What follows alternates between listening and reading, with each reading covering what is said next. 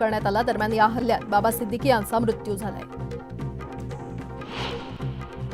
वांद्रे पूर्वमधील खेरवाडीत सिद्दीकी यांचा मुलगा आमदार झिशान सिद्दीकी यांच्या कार्यालयाबाहेर काही जण फटाके फोडत होते। त्याचवेळी बाबा सिद्दीकींवर 3 जणांनी गोळीबार केला। हल्लेखोरांनी बाबा सिद्दीकी यांच्यावर 2 ते 3 राऊंड फायर केल्याचं सांगण्यात येतंय। हल्लेखोरांनी केलेल्या गोळीबारात बाबा सिद्दीकी यांच्या छातीला गोळी लागली। जखमी अवस्थेतील बाबा सिद्दीकी यांना लीलावती रुग्णालयात आणण्यात आलं, मात्र रुग्णालयातच त्यांचा मृत्यू झाला। बाबा सिद्दीकी हत्या प्रकरणी मोठी अपडेट समोर आले। हत्येवेळी 4 शूटर उपस्थित होते। एक शूटर तंतोतंत माहिती इतर शूटर्सला देत असल्याचं कळतंय।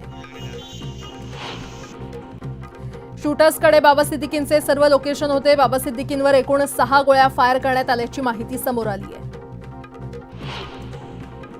व्यावसायिक वादातून बाबा सिद्दीकींची हत्या झाल्याची माहिती आहे। गोळीबार प्रकरणी दोघांना अटक करण्यात आली असून एक जण फरार आहे।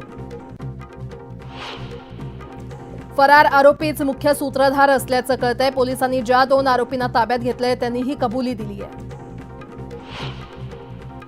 आरोपी हरियाणा आणि उत्तर प्रदेशातील असल्याची माहिती मुख्यमंत्री एकनाथ शिंदेंनी दिली आहे। मुंबईमध्ये कोणत्याही परिस्थितीत कायदा सुव्यवस्था बिघडू नये याची काळजी घेण्याचे निर्देश मुख्यमंत्र्यांनी दिले। बाबा सिद्दीकी यांच्यावर गोळीबार करण्यासाठी 3ही आरोपी रिक्षानं घटनास्थळी आले असल्याची माहिती सूत्रांनी दिली आहे। गोळीबारानंतर पळ काढताना 2 आरोपींना पकडण्यात आलं।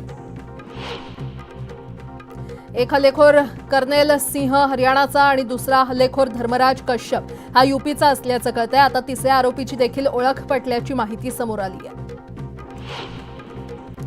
शनिवारी रात्री 9:15ला बाबा सिद्दीकी ऑफिसमधून निघाले। दरम्यान यावेळी तोंडावर रुमाल बांधलेल्या 3 आरोपींकडून गोळीबार करण्यात आला। सिद्दीकी हत्या प्रकरणातील आरोपींना ॲडव्हान्स पेमेंट देण्यात आलं होतं। हत्येच्या आधी 1 दिवस बंदुका पुरवण्यात आल्या होत्या। डिलिव्हरी बॉयतर्फे बंदुका पुरवल्याची माहिती समोर आली आहे। बाबा सिद्दीकी हत्या प्रकरणातील आरोपींनी सिद्दीकींच्या घर आणि ऑफिसची रेकी केली होती। दोन्ही आरोपी हे जवळपास 1.5 ते 2 महिन्यांपूर्वी मुंबईमध्ये आले होते, अशी देखील माहिती समोर आली आहे। बाबा सिद्दीकींना 15 दिवसांपूर्वी जीवे मारण्याची धमकी मिळाली होती, त्यामुळे बाबा सिद्दीकींच्या सुरक्षेत वाढ करण्यात आली होती। बाबा सिद्दीकींवर शनिवारी रात्री 9:30च्या सुमारास गोळ्या झाडण्यात आल्याची माहिती पोलिसांनी दिली। या संदर्भातला पुढील तपास गुन्हे अन्वेषण विभाग करत असल्याची माहिती पोलिसांकडून देण्यात आली आहे।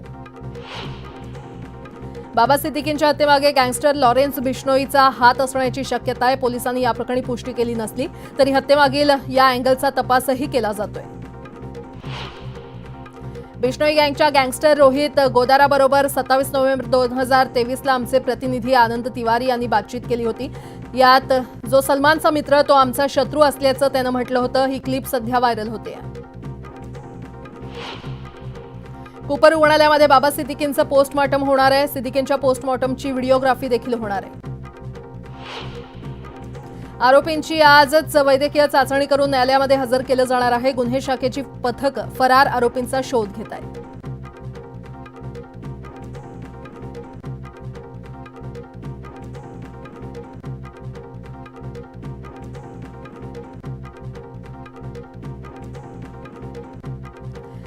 एनसीपीचे नेते बाबा सिद्दीकींचा बडा कब्रस्तानमध्ये आज रात्री दफनविधी करण्यात येणार आहे। रात्री 8:30च्या सुमारास दफनविधी पार पडेल।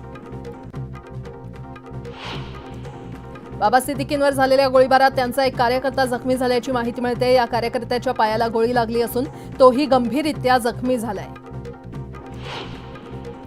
सिद्दीकींवरील हल्लेखोरांच्या विरोधात तात्काळ कठोर कारवाई करण्याचे निर्देश मुख्यमंत्र्यांनी दिले आहेत। या प्रकरणातील आरोपीला कठोर शिक्षा होईल असंही आश्वासन मुख्यमंत्र्यांनी दिले। बाबा सिद्दीकी यांची हत्या ही चिंतेची बाब असून राज्य सरकारनं एक विशेष टीम बनवून या संपूर्ण प्रकरणाची चौकशी केली पाहिजे, अशी मागणी किरीट सोमय्या यांनी केली आहे।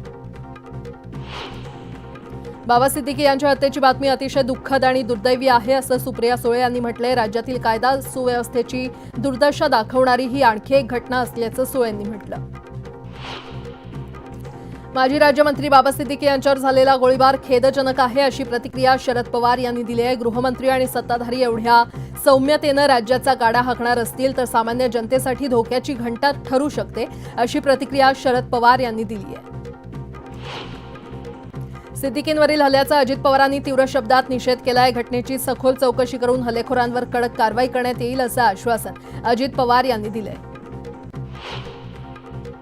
गोळीबाराच्या घटनेनंतर गृहमंत्री देवेंद्र फडणवीस लीलावती हॉस्पिटलमध्ये पोहोचले. पोलिसांकडून देखील त्यांनी घटनेची माहिती घेतली. अजित पवार यांची अमरावतीमधील जनसन्मान यात्रा रद्द करण्यात आली आहे. बाबा सिद्दीकी यांच्या हत्येमुळे अजित पवारांचा अमरावती दौरा रद्द करण्यात आलाय.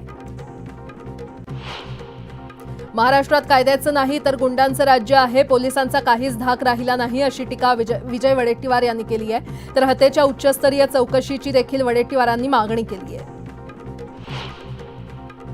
सिद्दीकींच्या हत्येमुळे राजकीय वर्तुळात खळबळ माजलेली आहे. गुन्हेगारांना पाठीशी घातलं जात आहे असा आरोप काँग्रेस प्रदेशाध्यक्ष नाना पटोले यांनी केला आहे.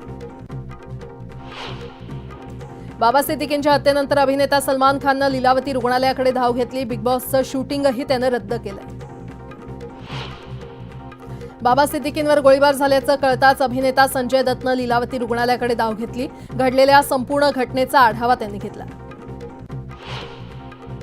बाबा सिद्दीकींवर गोळीबार करण्यात आल्याची घटना घडली. दरम्यान अभिनेत्री शिल्पा शेट्टी लीलावती रुग्णालयात दाखल झाली होती. आमच्यावर दुःखाचा डोंगर कोसळलाय अशी भावना अमोल मिटकरी यांनी व्यक्त केली आहे. सिद्दीकींवर हल्ला करणारे हल्लेखोर उघड माथ्यानं कसे आले, गृह खातं काय करतंय असा सवाल अमोल मिटकरी यांनी उपस्थित केलाय. एक सच्चा मित्र आमच्यातून जाणं ही दुःखद बाब असल्याची भावना अशोक चव्हाण यांनी व्यक्त केली आहे. आरोपींवर कठोर कारवाई होईल असं अशोक चव्हाण म्हटले. भर रस्त्यात बाबा सिद्दीकींची हत्या होणं म्हणजे राज्यातील कायदा सुव्यवस्थेचा प्रश्न अतिशय गंभीर असल्याची प्रतिक्रिया समाजवादी पक्षाचे नेते अबू आझमी यांनी व्यक्त केली आहे. बाबा सिद्दीकींचं दुःखद निधन धक्कादायक आणि दुःखदायक आहे अशी प्रतिक्रिया राहुल गांधी यांनी दिली आहे. दरम्यान या भयंकर घटनेनं महाराष्ट्रातील कायदा सुव्यवस्था पूर्णपणे कोलमडलेला आहे. सरकारनं जबाबदारी स्वीकारावी असंही राहुल गांधी म्हटले. बाबा सिद्दीकी यांच्यावर गोळीबार करण्यात आला. या घटनेनंतर पोलीस प्रशासन ऍक्शन मोडवर आलंय. पोलिसांकडून गोळीबार झालेल्या घटनास्थळी पंचनामा करण्यात आलाय. बुलढाण्यातील जळगाव जामोद मतदारसंघाची जागा ही मूळ काँग्रेसची आहे. मात्र या जागेवर आता शरद पवार गटानं दावा केलाय.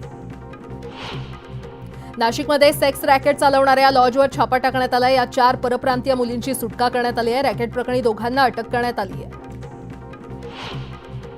बुलढाण्यात 2 दिवसांपासून जोरदार पाऊस सुरू आहे. नळगंगा नदीला मोठा पूर आल्यानं मलकापूर आणि मोताळा काठच्या परिसरांना मोठा फटका बसलाय. शेगाव तालुक्यातील तिडका गावापासून जवळच असलेल्या घाटनांद्रा घाटात बिबट्याचं दर्शन झालं. त्यामुळे शेतकऱ्यांमध्ये भीतीचं वातावरण आहे. बार्शीमध्ये जागेच्या व्यवहाराच्या कारणावरून विकलांग व्यक्तीला मारहाण करण्यात आली आहे. या प्रकरणी 3 विरोधात गुन्हा दाखल करण्यात आलाय. तुळजाभवानी देवीचं सीमोल्लंघन आज पहाटे मोठ्या उत्साहात पार पडलं. यावेळी देवीला 108 साड्यांचा साज करण्यात आला. जमलेल्या माझ्या तमाम हिंदू बांधवांनो, भगिनींनो आणि मातांनो ही गर्जना करून बाळासाहेब सुरुवात करायचे तेव्हा माझ्या सकट सर्वांच्या अंगावर रोमांच उभे राहायचे. पण काही लोकांना या शब्दाची ॲलर्जी आहे असं म्हणत एकनाथ शिंदेंनी उद्धव ठाकरेंना डिवचलंय. ठाकरेंनी धारावीकरांना चिखलात ठेवण्याचं काम केलं तर धारावीच्या प्रकल्पात ठाकरे काड्या घालतात अशा शब्दात मुख्यमंत्री शिंदेंनी ठाकरेंना टोला लगावलाय. आम्ही रखडलेले प्रकल्प पूर्ण करणार असंही मुख्यमंत्री म्हटले. मी बाळासाहेबांचा शिवसैनिक आहे. आनंद दिघे यांचा चेला आहे. मला हलक्यात घेऊ नका. मी मैदान सोडत नाही. 2 वर्षात आपलं सरकार लाडकं सरकार झालंय असं एकनाथ शिंदे म्हटले. माझ्या दाढीवरून माझ्यावर टीका केली जाते. मात्र याच दाढीवाल्यानं महाविकास आघाडी उद्ध्वस्त केली. त्यामुळे मला हलक्यात घेऊ नका. मी घरात बसणारा मुख्यमंत्री नाही असा इशारा एकनाथ शिंदे यांनी दिलाय. आम्ही उठाव केला नसता तर मोरू उठला असता. आता हाच मोरू दिल्लीत चक्रा मारतो आहे. मुख्यमंत्रीपदासाठी दिल्लीवारी सुरू आहे अशी टीका देखील एकनाथ शिंदे यांनी केली आहे.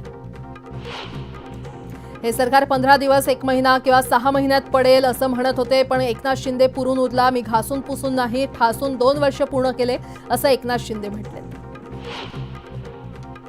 जिथे टेंडर तिथे सरेंडर. कंत्राटदारांची लूट करताना जनाची नाही मनाची लाज वाटायला हवी होती. धारावीत आम्ही 2,10,000 जणांना घरं देणार. पात्र अपात्र बघणार नाही. 2 लाख कोटी रुपयांची घरं देणार. प्रत्येकाचं घराचं स्वप्न पूर्ण आम्ही करणार असं एकनाथ शिंदे म्हटले.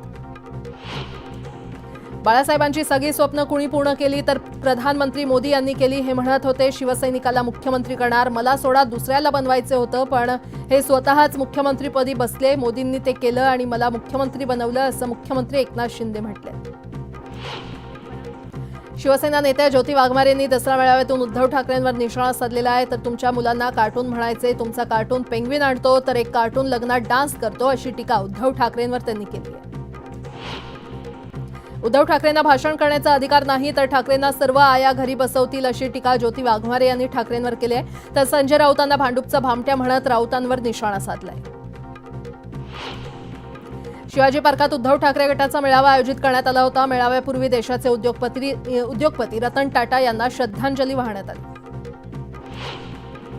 ही लढाई सोपी नाही. एकीकडे अब्दाली सारखी माणसं आहेत, पण त्यांना कल्पना नाही की ही शिवसेना आहे. जनता ही वाघनखं आहेत. सगळं ओरबाडून घेतल्यानंतर जनता माझ्यासोबत राहिली आहे. त्यामुळे मला दिल्लीश्वरांची पर्वा नाही. त्यांच्या छातीत भगवा गाडून मी उभा आहे, असं उद्धव ठाकरे मेळाव्यातून म्हटले. छत्रपती शिवाजी महाराज आमचे देव आहेत. ते मत मिळवण्याची मशीन नाही. भाजप मतांसाठी महाराजांचा पुतळा उभारतं, त्यातही त्यांनी पैसे खाल्ले. आम्ही प्रत्येक जिल्ह्यात शिवरायांचं मंदिर बांधणार आहोत, असं उद्धव ठाकरे म्हटले. आताची भाजपा संघाला मान्य आहे का? आम्हाला ही भाजपा मान्य नाही. तेव्हाचा भाजप पवित्रा होता. आताचा भाजप हायब्रिड झालाय. भाजप जनतेचा पक्ष आता राहिला नाही. ते चोरांना गद्दारांना डोक्यावर बसवत आहेत, अशी टीका उद्धव ठाकरे यांनी केली आहे. भाजपनं धनगरांना आरक्षण देण्याचं आश्वासन दिलं होतं, मात्र त्यांना अद्यापही आरक्षण दिलं नाही. जाती जातीत भांडणं लावण्याचं काम भाजप करतंय, अशी टीका उद्धव ठाकरेंनी केली आहे. हे सगळे शेपूट हलवणारे आहेत. मी कुत्र्यांचा अपमान करणार नाही. मी श्वानप्रेमी आहे, पण मी लांडगा प्रेमी नाही. हे सगळे लांडगे आहेत. वाघाचं कातडं पांघरण्याचा प्रयत्न करतायत. दसरा मेळाव्यातून उद्धव ठाकरेंनी सरकारवर बोचरी टीका केली आहे. सरकारनं 3 लाख कोटी कंत्राटदारांवर उधळले. राज्य सरकारची कर्ज घेण्याची मर्यादा असते. त्यांनी कर्ज काढून फटाके फोडतायत. सर्वसामान्यांना दिवाळी साजरी करत असल्याचं दाखवतायत. आज जी परिस्थिती निर्माण झाली आहे ती गंभीर आहे. उद्धव ठाकरेंनी असं म्हणत सरकारवर निशाणा साधलाय. आमचं सरकार आल्यावर आम्ही धारावीचं कंत्राट रद्द करू. आम्ही तिथे पोलिसांना जागा देऊ. वांद्रेची जागा आम्ही सरकारी कर्मचाऱ्यांना दिली होती, मात्र शिंदेंनी ही जागा कोर्टाला दिली.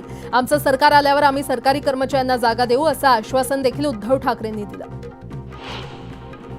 ठाण्यात शिंदेला मारायलाच हवं होतं. आनंद दिघे असते तर त्यांनीही तेच केलं असतं, पण भाजपच्या लोकांना वाचवण्याची त्यांना गोळी मारली असेल तर त्याचा उलगडा झालाच पाहिजे, असं म्हणत उद्धव ठाकरेंनी शिंदेंवर निशाणा साधलाय. आज न्याय मंदिराचा दरवाजा ठोकून हात दुखतोय, पण आम्हाला न्याय मिळाला नाही. आम्हाला न्यायदेवता पावत नाही, असं उद्धव ठाकरे दसरा मेळाव्यातून म्हटले. आदित्य ठाकरे यांनी पहिलं भाषण केलं. शिवसेनेच्या नव्या पर्वाची ही सुरुवात आहे. महाराष्ट्र आज ज्यांच्याकडे मोठ्या आशेनं बघतोय, अशी प्रतिक्रिया संजय राऊत यांनी दिली. देवेंद्र फडणवीसांनी जात ठेवली नाही. राष्ट्रीय स्वयंसेवक संघाचे सरसंघचालक मोहन भागवतांनी फडणवीसांना सल्ला द्यावा, अशी टीका ठाकरे गटाच्या नेत्या सुषमा अंधारे यांनी केली आहे. फडणवीसांनी नागपूरचा बंगला किंवा शिंदेंनी तापोळ्याची जमीन विकून 1500 दिले नाहीत. हे पैसे आमच्या कष्टाचे टॅक्सचे पैसे आहेत. लाडक्या बहिणींनी 1500 रुपये हक्काने घ्यावेत, असं सुषमा अंधारे म्हटल्यात. एकनाथ शिंदेंनी महापुरुषांचं राजकारण केलं. धार्मिक दंगली घडवायला शांतिगिरी महाराजांच्या पाठीशी उभे राहिले, असा आरोप सुषमा अंधारे यांनी मुख्यमंत्री एकनाथ शिंदेंवर केलाय. दसरा मेळाव्याला आज पहिल्यांदाच आदित्य ठाकरेंनी संबोधन केलं. खरं तर काल त्यांनी संबोधन केलं. बाळासाहेबांनी बळ दिलं आणि तलवार दिली आणि युवासेना इथेच उभी केली आहे. शिवसेना नेता युवा सेना प्रमुख म्हणून येत असतो, असं आदित्य ठाकरे म्हणाले. तर हे साल महत्वाचं आणि लढाई महत्वाची आहे, असं देखील आदित्य ठाकरे म्हटले. शिवतीर्थावर बोलताना आदित्य ठाकरे यांनी शिंदे सरकारवर जोरदार टीका केली. सरकारनं अनेक घोटाळा केल्याचे आरोप त्यांनी केलेले आहेत. तर पुढील 1 महिन्यात आमचं सरकार येणार आहे, असा दावा त्यांनी केलाय. 1 महिना वाट पहा. सरकार आल्यावर प्रत्येकाची फाईल काढणार आहे. शिवसेना ठाकरे गटानं आयोजित केलेल्या दसरा मेळाव्यादरम्यान केलेल्या भाषणादरम्यान आदित्य ठाकरेंनी जोरदार हल्लाबोल केला.